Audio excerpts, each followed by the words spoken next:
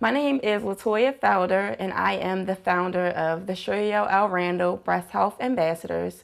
The foundation was founded based on me losing my mother at the age of 13 from breast cancer. And my mother was a single mother until she married when I was at the age of 5 to my stepfather, Melvin Randall. And we all lived together except for my older brother who went to live with his dad at a young age. And we all lived together, lived a good life. Of course, during that time, we experienced a lot of adversity, which resulted in us transforming from our home, my twin brothers and I, into foster care. So we resided in foster care for a couple of years. I stayed for about 4 years.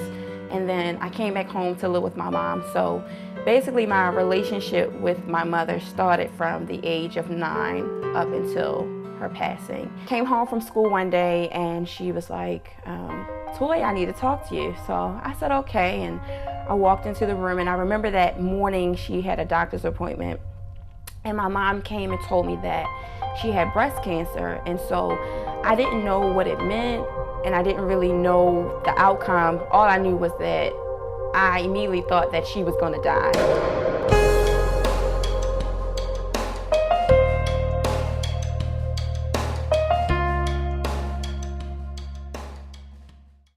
I would say maybe about almost into the second year of her dealing with her cancer.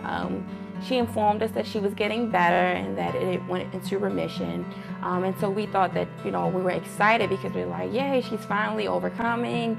She's doing better. And so this was during the time of my birthday, my approaching birthday of my 13th birthday. And we decided that they would let me go to Louisiana to go visit my stepsister.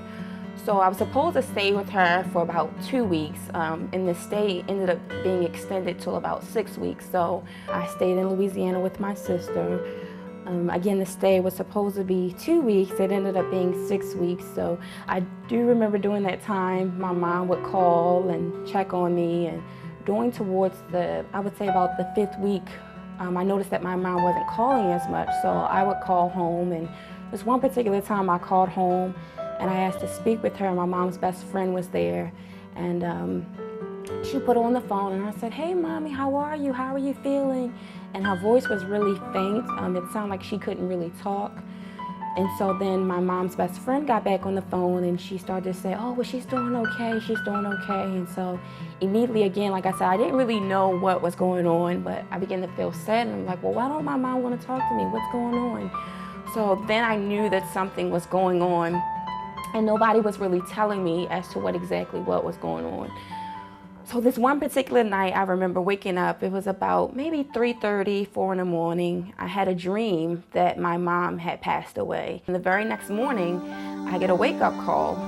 It was my stepfather who was calling me, and he said, well, where's your stepsister? And I said, well, she's not here. And he says, well, I need to talk to her. And I said, well, what's going on? What's going on? Me just being reminded about this dream that I had just had the night before.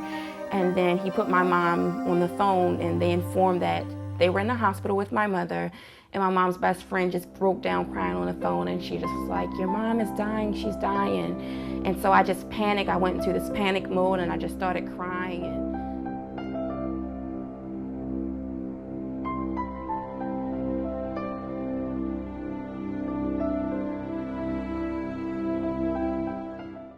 Reality set in finally after my mom's death.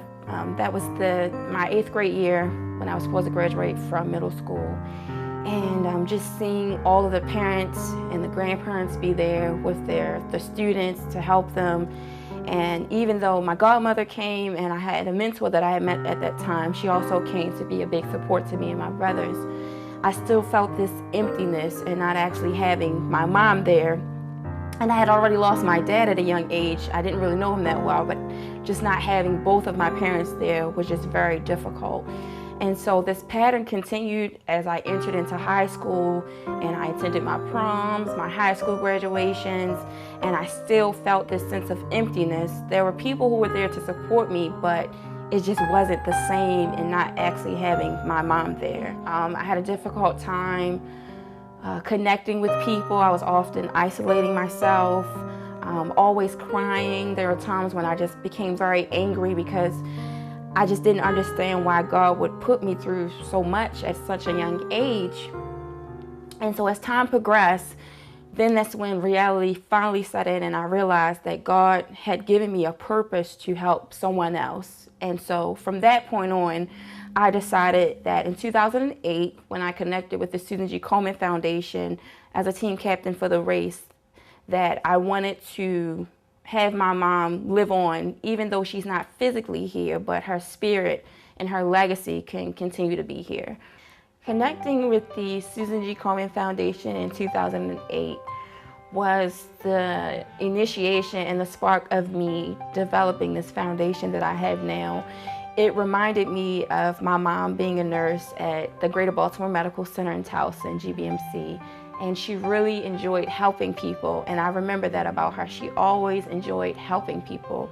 She also worked outside of the hospital as a personal nurse, and she would go to the homes of the elderly and care for them and feed them and nurse them back to health. What I've been able to do is to develop my own passion and being able to help people and give back to the community. Now, one of the greatest things that we're actually doing within our organization is that we're definitely trying to expand the education about breast cancer awareness.